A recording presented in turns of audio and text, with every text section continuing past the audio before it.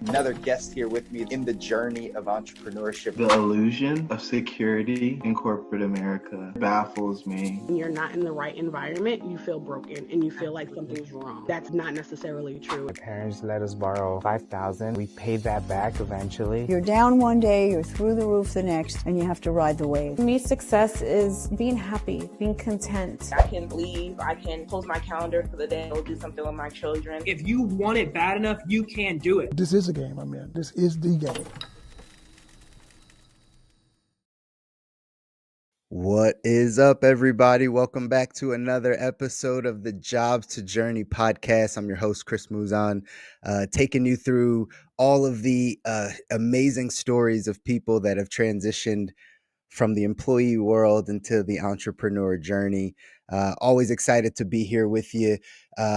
As always, continue to follow us over on TikTok with at our Job to Journey at our Job to Journey page, and you'll be able to get all the clips, all the latest stuff over there on that page. Today, I'm excited because I get to share another guest with you. This gentleman has gotten a chance to come from, and he'll explain more, but it come from the animal world and stepping into his entrepreneurial journey now for over a decade, the past 11 years. He's out of the Tennessee area, and I'm excited to be able to share his story with you. So everybody, welcome on DJ Patterson. DJ, thank you so much for joining us on the podcast today, man. Definitely, man. I appreciate you having me on. Absolutely. Man, I'm gonna dive right in because I don't want to waste any time. I think your story will impact a lot of people's lives. So I really just want to kind of take people through the journey. And as we go down, I'll be asking you some different questions to just kind of pick at the brain a little bit. But start me off with the early years. DJ, give people a little insight on where you started, kind of the growing up years, where you were born and raised, and take us into like through high school. Okay. So for me, I was born in Indiana. So I always like to tell people I'm a Hoosier, right? Born in Indiana, I'm a Hoosier, but I was only there for 3 years. So I didn't really live the life of somebody from Indiana, but I do have a little bit of pride in my hometown state. But I was raised here in Murfreesboro, Tennessee. So right after 3, parents moved here to Murfreesboro, Tennessee. Dad got a new job.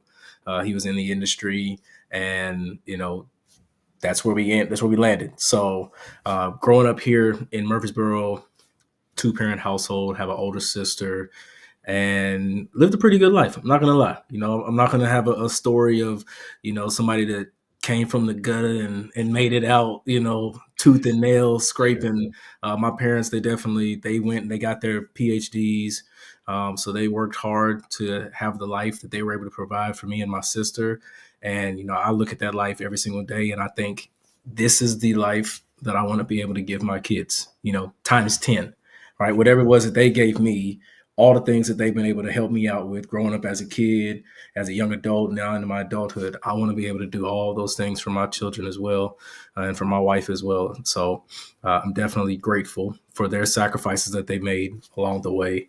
But I'll see early on is what I did as a kid is kind of what got me into what I wanted to do as an adult.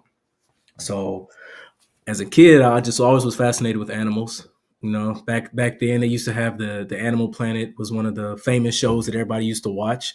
And so I was always just, had the zoo books that my parents bought me. I don't know if you remember those back in the day. I do. Parents got me the zoo books. So I was reading all those, learning about animals. I thought I was, going to be the Black Steve Irwin out there. And as I started to get a little bit older, my mom she was always putting into my brain, there's nothing in this world that you can't do as long as you actually go out there and work for it. Like you can have anything that you want to have.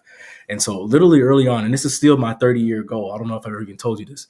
My 30-year goal is to actually buy the Nashville Zoo. So as an early kid, as a child, my mom was always saying, hey, what is it that you want? So what's something big? And I was like, well, what if we just ran a zoo? And she's like, okay, well, let's get the Nashville Zoo. So, it's literally, she's projecting these things into my mind. as a kid. And, you know, it just kind of set the path of what I wanted to do growing up into adulthood. And so used to go out frog hunting with her in the neighborhood. When we say frog hunting, I just mean catching them in a bucket and releasing them. We weren't eating them or anything. Picking up all different animals throughout the, you know, if we go on trails, and just any animal I find, I would probably try to catch and bring home and keep it as a pet. And luckily for me, I had my mom, because she would always say yes. My dad would always say no. So I'd always have to kind of, you know, get her to make him eventually agree with it and say yes. So I've had so many pets growing up as a kid. I had pets that a city boy should not have. And craziest pet. Give me the craziest pet. Craziest pet was probably between, well, I don't know, it depends on what you call crazy, but I would say between a chicken, and then I caught a couple bats as a kid. Bats. Try to keep some bats. So I would say bats would probably. Yeah, bats would be crazy. I knew a girl one time that had a skunk, a pet skunk. I had a friend that had a pet skunk. That's wild. And I wanted it. I'm not gonna lie. She had it, and I was like, man, if she could have it, I could have it. And then I never even brought it up to my parents because I knew my dad was not going for that. Yeah, he would not go for that. The bats are alone, right? The bats. It was very brief that I had them. But I did, you know, caught them, had them for a little bit. Then I was afraid of them because back then you had all those movies and TV shows about bats and how deadly they were. And I was just so scared of them. But it was so, you know, interesting to me. I was like, I'm gonna keep them for a little bit, and then just released them. That's crazy. That's crazy. So, man, such an impactful part of your life growing up sounds like was your mom. What did your mom work, or she took care of you guys? No, she worked. Her and my dad are both professors here at the campus in MTSU, and they teach in the chemistry department.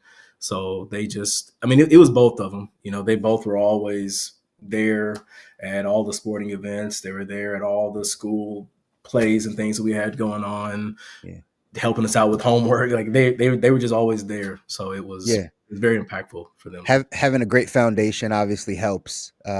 More importantly, I think also what they were instilling in you, those thoughts of you can have, be, do anything that you want in life, I think is crucial, because we know this as we step out in the entrepreneur journey, how important it is for us to be able to stretch our vision to believe that we can have, be, do anything that we want in life, right?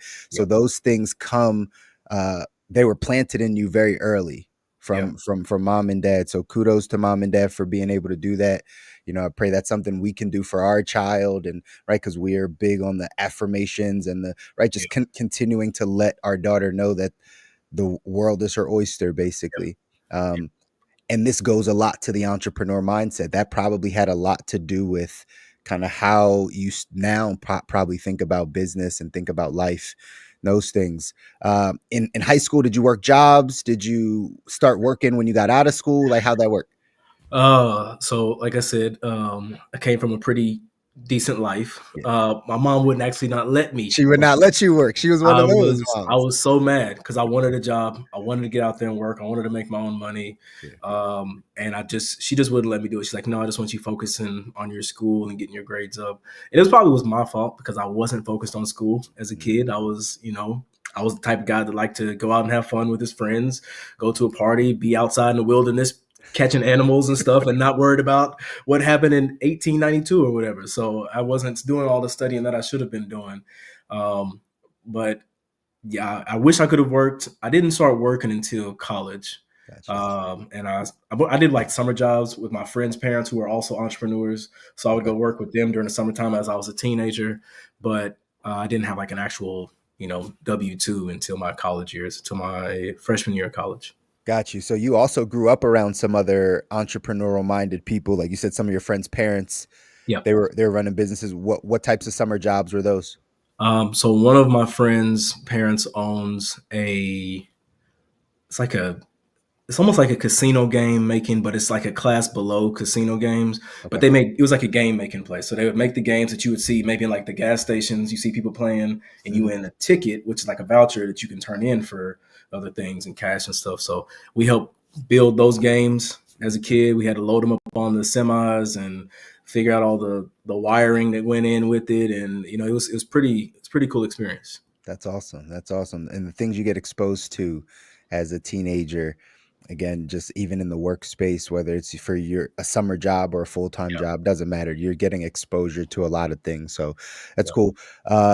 Was it always a guarantee you're going to go to college? Was that always kind of, I mean, I'm taking parents or professors, right? Probably college was important for the family, or no? Yeah, see that, and that's what most people think. But my mom told me, if you don't want to go to school, you don't have to go to school. But what I wanted to do in the beginning, I wanted to become a vet, right? So I was like, I can't become a vet without going to college. So I definitely, that was my goal, was to get into college, and that's why my junior, senior year, I finally had to let go of the DJ that was just out and about, not caring about school, and I really had to buckle down, probably harder than I would have had to had I just been consistent the whole way through. But I just was kind of, like I said, not really caring about my grades and stuff my freshman and sophomore year. And in my junior and senior year, I had really had to kick it in gear so I can get my grades back up, so I could actually get accepted into the college. So I did that, went to college, and it was a fun 4 years at the university. I learned a lot in those 4 years. What was your degree in? Animal science. Animal science. I started off at animal science pre-vet, and then I dropped the pre-vet, and I just did animal science. And I was like, okay, I'm going to be a zoologist or some sort of animal trainer or something in this field. And that's what my main focus was. While I was there in college, me and my old roommate, we actually started a club at our college. I think it's still going on now there. It's called the Reptile Club.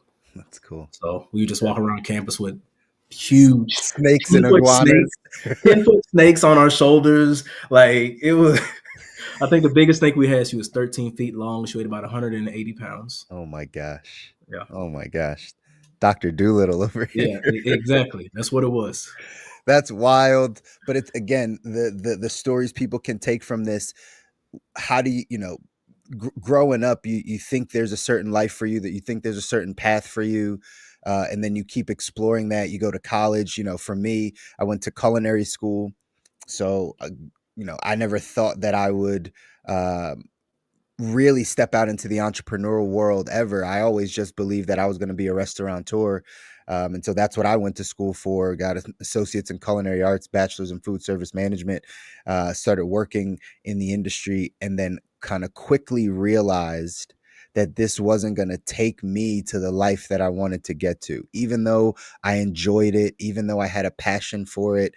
And, I loved food and I loved the hospitality scene. I just started to realize this isn't going to do it for me. So after you get that degree, DJ, and then you're like, okay, what's next? What was that next step for you outside after school? So I wanted to figure out something in the animal world that I could do. And I was looking at different positions that were hiring, different what's the word I'm looking for? Not entrepreneurship, like but different interns. Yeah, internships that they were offering and stuff. And my mom had taken me to Disney on my 18th birthday because she knew I loved, animals. So we went down to Disney and went to the Animal Kingdom, stayed at the Animal Kingdom Lodge, and then went to SeaWorld and saw some of the animals out there and stuff. And as I was there at Animal Kingdom, though, it was something about that place that it felt right. And so I ended up working down at Animal Kingdom at Disney World once I graduated. And that was probably what I thought was going to be my dream job. I get an email or a phone call I can remember I was at my parents' house. I get the phone call from Disney, and it was after my second interview. So I'm like, all right. They said, if we call again, we're going to be setting up another interview. So I'm like, okay. So I get the phone call, and I'm like, all right, we got another interview coming. And they're just asking me questions. And then they just say, hey, well, basically, we just want to say that you've been accepted, and we're going to go ahead and have you come down here and join us and be down here in January, whatever they gave me the date. And I remember how I felt in that moment. Like, I think my whole body was just shaking. I was at my parents' house. They weren't there. They were teaching on campus, and I just hung up the phone. I started screaming, jumping up and down. Like, I've never been that excited and happy about anything at that point in my life, because there's a lot of things that I've tried to do, growing up, and didn't necessarily get the position that I wanted, didn't get the job that I wanted, didn't get, the whatever it was that I was shooting for, I didn't get it. And then finally, one of the biggest things in my life at the time, I had actually got it. And I was like, man, this is a great feeling. So I went down to Disney, worked there for a little bit. And that's when I learned that the animal world wasn't what I thought it was going to be. I was there having the time of my life, getting to meet people from all across the world, talking to people from all different countries, holding different types of species of animals every single day and training people on the different, monkeys and apes that were behind me and the different, just whatever the animals that were there. I was getting to explain, their habitats and their life. So I was talking about conservation and education, which is still a big part of, my life today. I'm really big into conservation and really big into, preserving the world. Mm-hmm.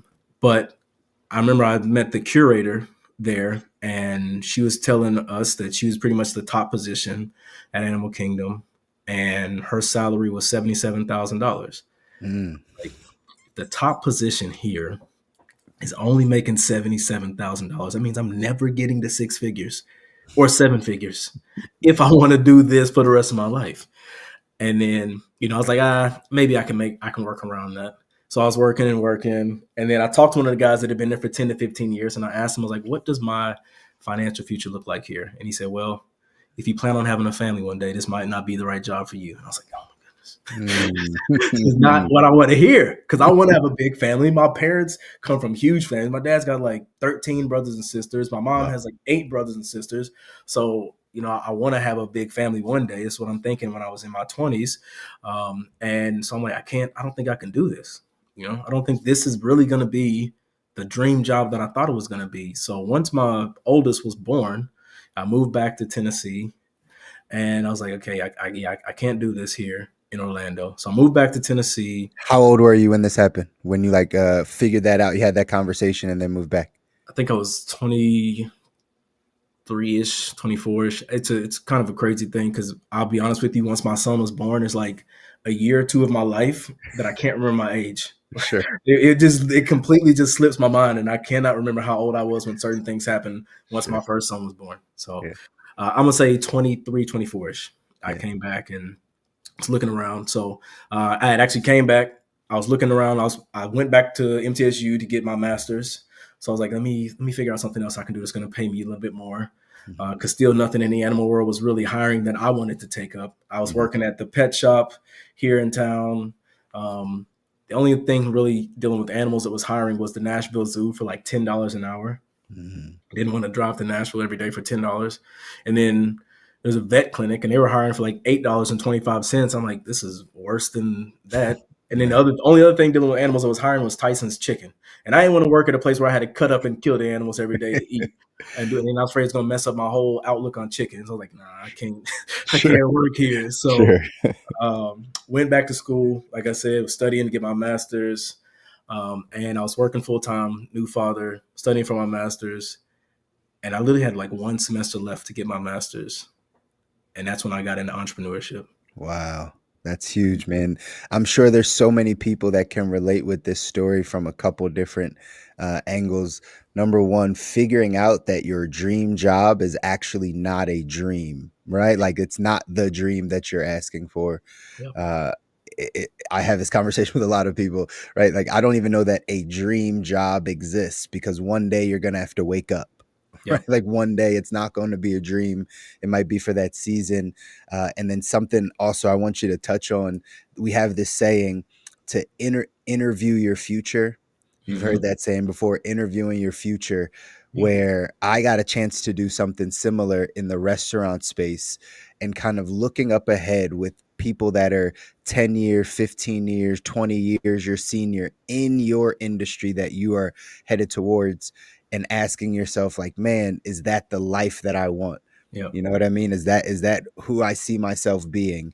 And the fact that you got that information, what did that do to you from, just a mindset, like a psyche, once you kind of think you're in a dream job, and then one conversation deflates it, like one conversation, just walk me through kind of what you were thinking about, like how you were processing that. There was 2 things that happened. One, right off the bat, was I don't know if I can do this, as long as I thought I could do it. And then there was the other part of me that was trying to talk myself out of it, because like, no, you can do it. You don't need that much money to do this. You don't need, these things. And I was trying to justify not making enough money so I wouldn't want to end up leaving and going and doing something else. But then I also realized that it's not just about me making a certain amount of money. That's not why I wanted to make money. I wanted to make money because there's so many things in this world that I wanted to do that unfortunately you need money in order to do those things. Right. If somebody in my family gets sick or hurt and I want to be the person that comes in and foots the bill for them, I can't do that on that type of salary. I need to have enough money set aside that I can say, hey, okay, this person has to have surgery, $50,000, $100,000. No problem. They write this down, pay for it. They don't even have to know it's me. Right. If somebody, what if, I think of the most random things sometimes that feel like that make me keep on going. I'm like, what if a child one day needs to be adopted and there's only one person that can do it, or else they got to go into a bad situation in a foster home and they could be coming here with me, but because I don't make enough money, I can't do it. Like I want to be in any position, whatever comes my way, I hope my sister keeps her health for a very, very long time. But if something happens to her and I got to take, watch over her kids, I need some money for that. My sister has a lot of kids, so I need some money if those things happen. But there's just so many other things that I want to be able to do and give back. And I want to surprise my family one day, pick them up from school and say, hey, I got your bags packed in the car. We're headed to Florida. We're going to Disney for a week. All right. I want to pick them up and say, hey, we're actually going out of the country. Like there's so many things that I could not do if I was only making $30,000, $40,000, $50,000 a year, doing that. It's huge. Money as a tool gives you the options that you need. Yep. So once you understand that, and again, good for everyone that's listening, because sometimes you think it's about the money, but it's really not. It's just about what that will provide, the options that provides for you. Yep. And it is important when you're going on, trying to build and design a life for yourself. So you go through that moment. The second part of that I think really will resonate with people is as soon as you had that kind of moment where it's like, oh man, this probably won't do it. All right, what do I do? You went back to school. Yeah. And so a lot of people do that. Yeah. Walk me through that decision also and kind of where you were and why you chose to go back to school. So I thought about it and I came back, like I said, from Disney. And I thought about where my options could be, but still with this degree. Like I went to school already for 4 years. I got this degree. How can I add on to this degree to still somehow maybe be in the animal field, or if not, make some more money? And a couple things, I could have become a high school teacher because they just had started these new animal science classes that they were doing out here. And then another thing was I could be a vice principal or principal at a school, or I could be an on-campus advisor. So I've always loved working with kids. So being a teacher or a principal at a school, I felt like that was going to be my main thing. Like, oh man, I can work with the kids. I can do that. That'll be fun. And then I can just do my animal thing on the side, whatever it is, Right. And as I was going, you talked about interviewing your future. Mm-hmm. As I was going to these classes, getting my master's, there was already teachers there that were also getting that same master's that I was getting because they were wanting, more pay in their job as a teacher. And I'll be honest with you, if it was not for them, I would have finished that degree. Because they talk so negatively about the school system and the parents and everything that goes on and how it's so different now than from when we were in school. It was the biggest turnoff that I could have from an industry. And that's why I'm glad that I had started my entrepreneur journey as well at that same time, because I was starting the entrepreneurship side, also going to school, also working full time, doing all these things. And it was just a battle in my head. One day I'd wake up and say, nope, not doing the entrepreneurship thing. I'm just going to study and become this principal. Then I'd wake up the next day and be like, forget becoming a principal. I'm just doing the entrepreneurship thing. Then I'm like, forget both of them. I'm just going to keep my job and work my way up and become a GM.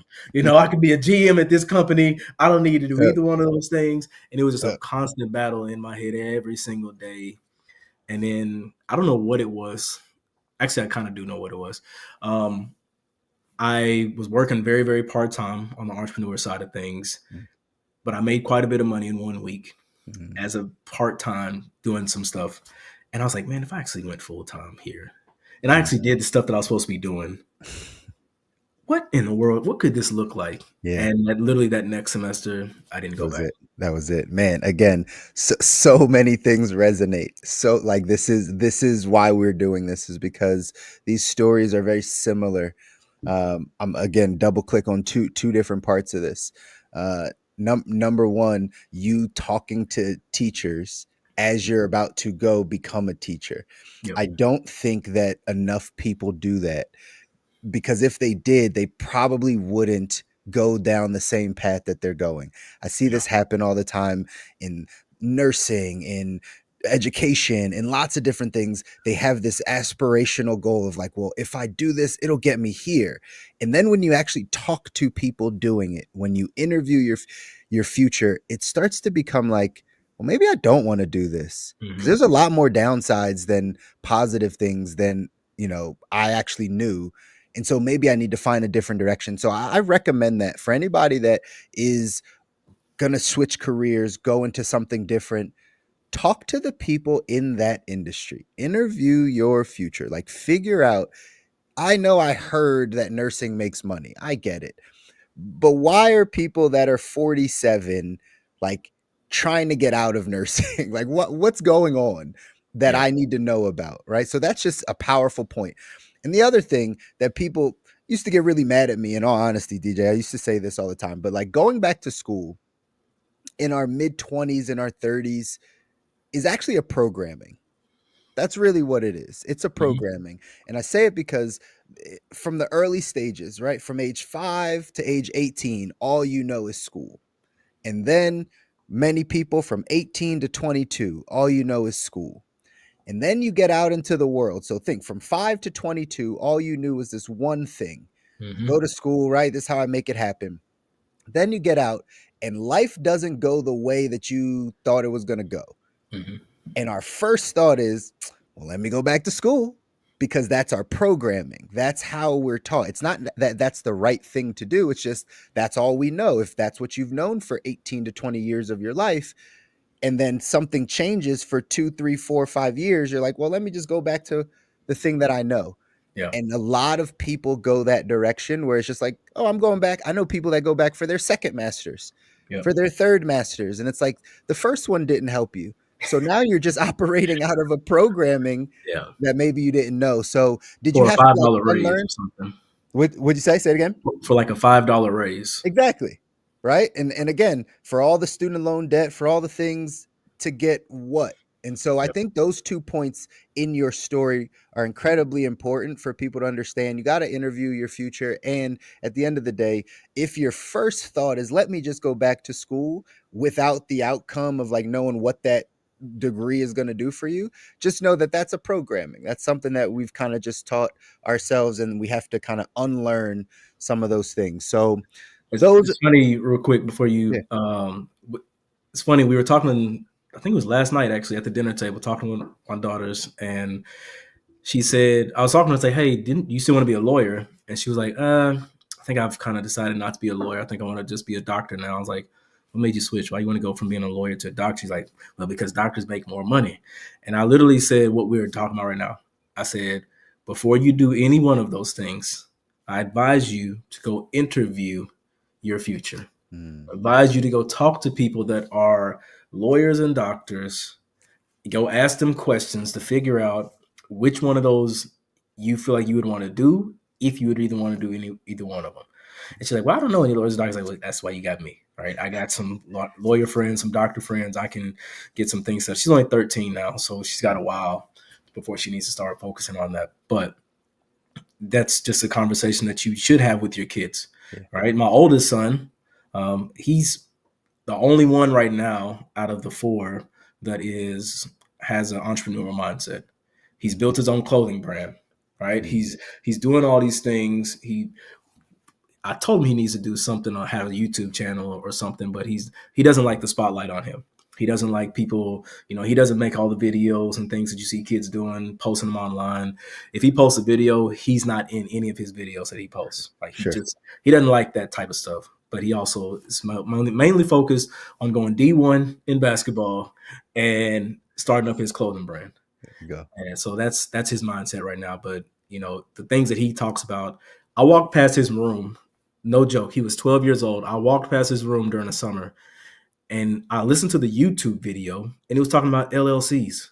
And I was like, stop. And I was like, what am I hearing? I'm just listening.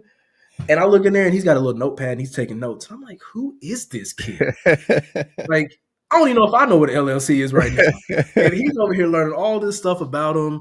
And then it's funny. He like gives me his phone. He's like, hey, there's this lady in China. She has to have your approval in order for her to complete my design. And I'm just looking at him like, what are we talking about here? What do you mean? He's like, he just did everything on his own. He communicated with a manufacturer in China at 12 years old, got his design made, got his hoodie made, did all this stuff, learned about. I'm just like, this kid is, if he focuses on this and keeps doing these things, this kid is going to be amazing. Before he's even legal to do anything out there in the real world, he could be a millionaire. Yeah, he could have his own business, could be doing his own thing, and he might even just bypass college. He might just go play basketball just for the fun of it, and not because he, feels like he does that anyways for the fun of it. But it's just so many things that he can do right now with his mindset and his drive, and I'm just real proud of him. That's so huge, man. Congratulations. You're raising a stud. I'm sure all of your kids are going to be studs and studettes, but man, the ones with the entrepreneurial mind that get it early, get it early. It's just like, man, you don't need to tell them. They take ownership. We talk about it all the time. They take ownership of what they want. He wants to make the hoodie. He wants to go, okay, I'm gonna go figure this thing out. That is the mindset that's needed. So again, obviously you're instilling this, they're hearing it, they're around you. That's also a reason why they're picking it up. Now, you started your entrepreneurial journey in the financial services space.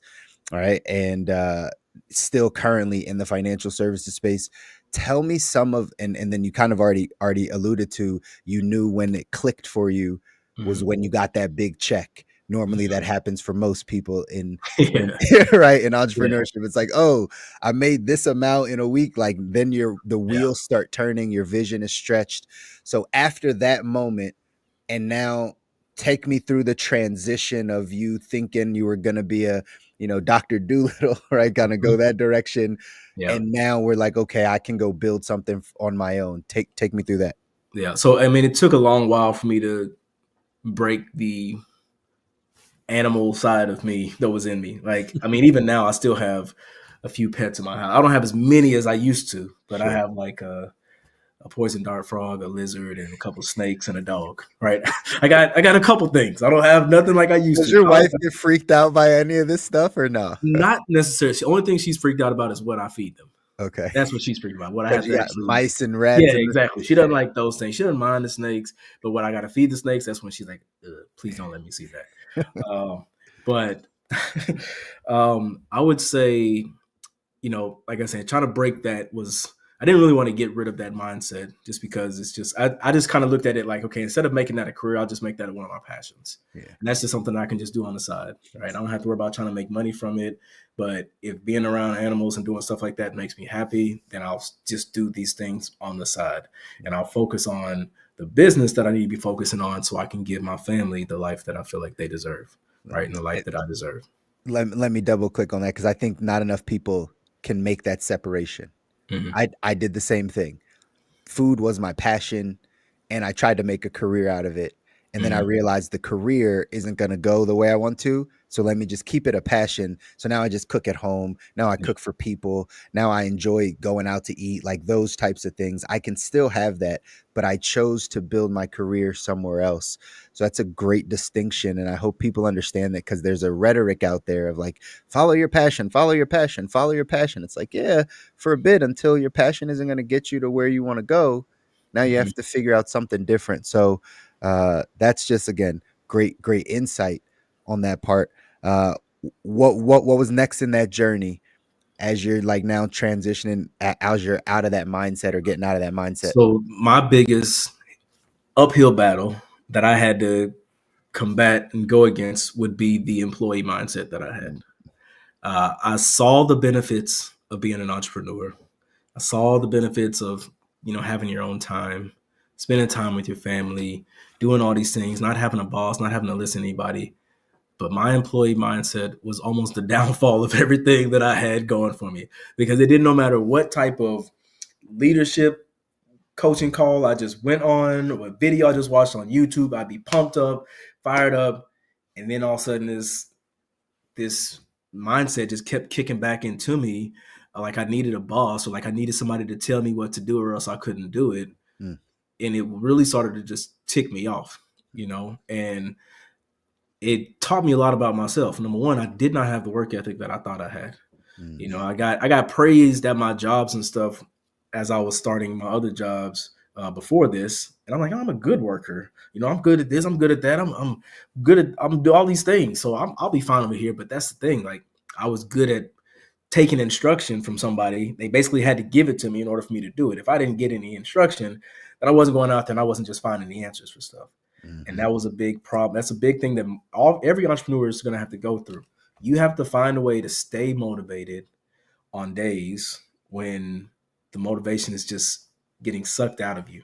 When days when bad things are happening, and it doesn't matter if you lose a loved one, if your car just catches on fire, if you go bankrupt, all these things can happen, and you still have to find a way to smile and go through it anyways.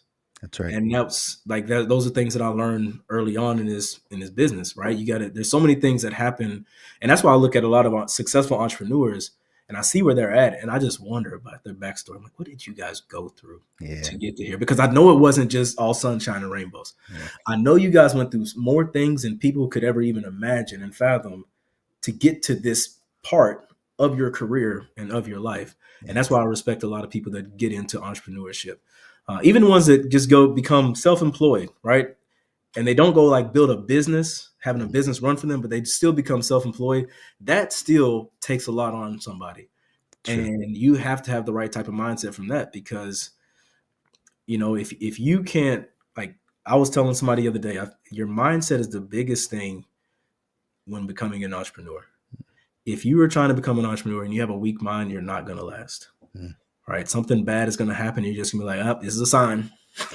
I'm not meant to do it. You know, okay, I guess I'll just leave this behind.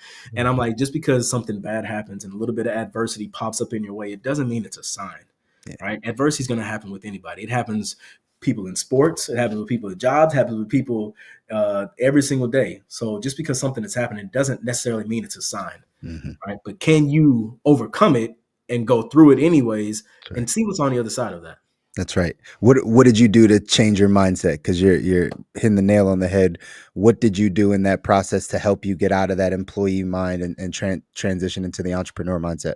Well, I had to, honestly, I took a lot of losses, right? I took a lot of losses, and finally just got to the point where I was just like, I can't take any more losses, right? I can't take any more L's in this business, because I'm not only am I letting myself down, but I'm letting my kids down.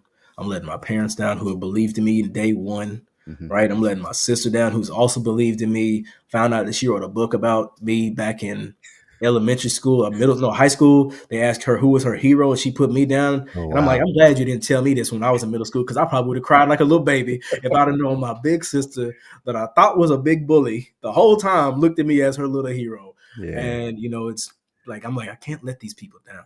Yeah. I got to get up there and I got to do things. And then somebody told us one day, they said, hey, I want you to do something. I want you to write a letter to your kids, and I want you to tell them you're sorry. And they were like, say, sorry for not continuing to do this business because this and that. I'm sorry that my dreams of giving you this life didn't weigh more than the obstacles that were in front of. Like, it was just so many things that they were making me write out. And I'm like, I almost didn't even want to write it out because it was hurting to write this out. And I'm like, I can never give this letter to my kids. Powerful. And that was another thing that just kind of turned it. I'm like, I can get emotional just thinking about it, because it's one thing. Like, I would never want to come to my sons and say, hey, we didn't end up living the life that I promised you guys just because I gave up and I got tired, or because somebody told me no. Yeah. Right, man. I had 10 people tell me no in a row. So I'm sorry, son. We can't go on that graduation trip to Tokyo that you want to go to. We can't, go do this and that. Well, something small, right? I want to tell my sons and my daughters no off of something that I just want to tell them no for. Not because I don't have the funds to do it. Right. But I'd rather just say no just because I don't want to. Not because I can't afford it. That's huge. That's huge. The reasons why we don't stop going in the direction that we want to all has to deal with, right, what we're thinking about in our mindset. And again, we call this mental toughness. Some people call it emotional intelligence, but right, it's really just mental toughness. It's how tough can you be mentally to go through the nose, to take the nose, to go through the grind, to continue to push yourself, to continue to have hope for the future, even though you don't see it manifesting right now. It's all just mental toughness. That's all it is, right? I had a mentor who used to always say, Chris, not too high on the highs, not too low on the lows, right? That's the way it goes. And this is part of, in all honesty, that transition into the entrepreneur mindset, because many employee-minded people, they may get too high on the highs and they get very low on the lows. They don't have the emotional regulation to take a loss, to take financial losses, to take personal losses, all those things, and still come back and make things happen. That's what separates the greats, from average people. But in all honesty, it's what separates the employee from the entrepreneur-minded person. Just being able to get back up and do it again, regardless of what you see around you. It's just about the vision that you have. So I agree. That one helped me out a lot when I first heard it. Don't get too high on the highs. Don't get too low on the lows. And I try to preach that to everybody that I meet and that I talk to, because there's going to be days, like I said, when good things and great things are going to happen. It's going to be amazing. And then that very next day, something the exact opposite, but in a negative way, can happen. Yeah. And you just got to take it, just got to roll with the punches. So right? You got to understand how life is going to be and just stay even keel. Yeah. No matter what. Throughout the journey, man, as we get kind of wrap up, throughout the journey, take me through some challenges, some of your bigger challenges. You've been in the financial space for 11 years. Obviously, it comes with tons of ups and downs. What are some of the challenges you had to overcome? Challenges that I had to overcome was being afraid of failing for my agency. I was so afraid that I was going to not help them succeed that I almost didn't try on certain areas that I should have been trying to help them out on. Right? I was like, I don't want to do this, because if I do this and I fail on it, then I'm not getting them to the next level that they want to get to. So let me just not do it at all. That was a dumb mindset that I had, but that's a mindset that I just couldn't shake. Yeah. Right. And it didn't work, because they failed anyways, because who was it? Wayne Gretzky, you miss every shot that you don't take. Right.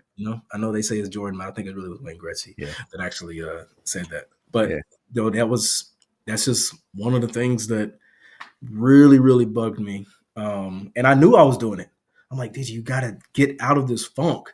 But I was just, I don't like to let people down. And I felt like if I would have failed them on trying to do something to help them out in the business, then that was just me letting them down. Yeah. Right. People have already, let me down in previous things. And I didn't want to be that feeling that I felt. I didn't want to give that feeling to somebody else. Yeah. And so in my mind, I thought by not doing it at all was better, which was 10 times worse, than what I should have just done it. Lessons learned, and there's a ton of them on the journey. Yeah, tons of lessons learned. I'm learning some right now during this call. I'm gonna learn some probably today. I'm gonna learn some this weekend doing different things. So constantly learning it.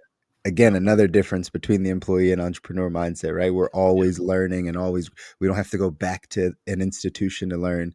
We get our learning on the job training, right? Just constantly every single day picking up some new information. So another thing about my son that he said early on, which is I guess when he did this at 12, it was shocking, but it wasn't super, super shocking to me, because I remember when he was like 6 years old, we were sitting at my parents' house randomly, and we were watching some TV show. He was sitting on the chair, I was sitting on the other chair, and he looks up at the TV. He's like, "Man, Dad, that person's got a fixed mindset." And I looked over at him and I paused the show. I said, "What'd you just say, boy?" He said, "That person right there has a fixed mindset, and they need to," and he just kept on going on and on and on. I'm like, goodness gracious, son. That was some knowledge right there. I need you to come talk to my office. I'm bringing you to the office tonight, and I'm going to have you talk to people, because they need to hear this from you. Yeah. It was amazing. And I just thought then and I was like, all right, you're going to be something special one of these days. I don't know what you're going to do, but you're going to do something. But the fact that it's baked in early, he's going to be something special. Because again, I think the punchline of today's episode is mindset, and just understanding how much your mindset plays a role in your success as an entrepreneur. And so a lot of us had to unlearn some things and then relearn new things in order to become successful on the side. And for someone like your son, he's just learning it. He's not going to have to unlearn anything. He's just going to continue to build on that foundation of knowledge. So that's huge. I give a lot of the credit to me not quitting when times were hard to my parents, because even though I was battling that employee mindset the whole time, one thing I didn't talk about as a kid, when we were in the car, always going on road trips to see my family. My dad's family lived down in Mississippi and in Ohio. My mom's family lived in Virginia. And every time we were on a road trip, they had some sort of motivational tape in the car. And at the time, as a kid, I'm not really thinking about anything. I'm like, okay, this is just my mom and dad listening to some guy speaking, talking about his son, John Leslie, and it's not over until I win. And he just kept on talking about it. And me and my sister used to always go back and forth. It's not over until I win. And we were just joking around with it, thinking we were preaching to each other and hearing all these messages from people. But we didn't realize that stuff is what made me and her who we are, because we heard it at such a young age. Where we were sleeping in the car, it was still going into our ears. When we woke up, we were still hearing it. And we just heard motivational information from the time we were probably 3 until the time we were 14, 15, 16 years old in my parents' car. And again, it did not register to me that any of that stuff was happening until I became an entrepreneur and I started to watch videos. And I'll watch these videos like, why does this stuff sound so familiar? And I would listen to it and I'm like, wait a minute. I've heard this before. Have I heard this before? And I went back and I was like, oh my God, Les Brown. I know that name. Where do I know that? And I was like, man, my parents created me and my sister to both become entrepreneurs because of our surroundings and what they played around us and what we listened to. That's so powerful. That's so powerful. It's good to hear because I'm doing that with my daughter. Right? It's good to hear. We literally just had this conversation probably maybe a month and a half ago. My daughter's in gymnastics, and she prefers to listen to music to get herself right. Like she likes to sing the songs and all this stuff. And before that, I was never a music person, right? Or just, not for her. Mom kind of introduces some music in the car and stuff like that. But for me, it was always personal development, sermons, those worship music, those types of things. And then I realized we got a little bit off track where we started listening to more music. And I just told her this a month and a half ago. I was like, hey, Munchkin, I call her Munchkin. I was like, hey, Munchkin, listen, we're about to go back to 50-50 now. We're going to go back to audios and sermons half the time. And then you'll get some music half the time, but it's not going to be 100% music anymore, because I know what that will do. Even though she's bored or she's singing in her mind or whatever, those words are penetrating her ears. And they're planting seeds that she's going to need to be successful down the line. So, again, kudos to your mom and dad. If I ever get a chance to meet them, you know what I mean? I'll say, job well done. And, hopefully we can, have our kids turn out similarly in their mindset, because it definitely helps. So last question for you, DJ. Give two pieces of advice to the person that is a little scared to come into the entrepreneurial world. They know they don't like their job, but they're kind of like, I don't know what to do, how to make it happen. Give your top 2 things that maybe they should focus on, top 2 pieces of advice to help them transition into the entrepreneurial world. Well, first thing is it's going to be scary when you're doing it. You're never going to have a time where we can say, when the time is right, I'll do it. Right? The time is right now, no matter what it is, because there's never going to be a perfect time where you can say, okay, this is taken care of, this is taken care of, this is taken care of. Now I have time to go do this. Right? You should just jump into it right now and get to working on it, because there's never a perfect time for anything. And another thing is fail forward fast. You're going to make plenty of mistakes along the way. You're going to make a lot of successes along the way as well, but just learn from those mistakes, figure out what you did wrong when you were doing it. And the next time you try to do it, just fix those things. And then eventually you'll gain some traction and you'll just take off. Such wise advice, such great insight. DJ, I appreciate you taking some time. Where can the people find you? I know you're not too big on social, but where can people check you out? So on Instagram, it's just my last name plus those 2 little i's right behind it. So Patterson II, you'll find me there. And then on Facebook, you can find me also D.J. Patterson II. So I'm on both of those the most. That's awesome, man. Again, I appreciate you taking the time.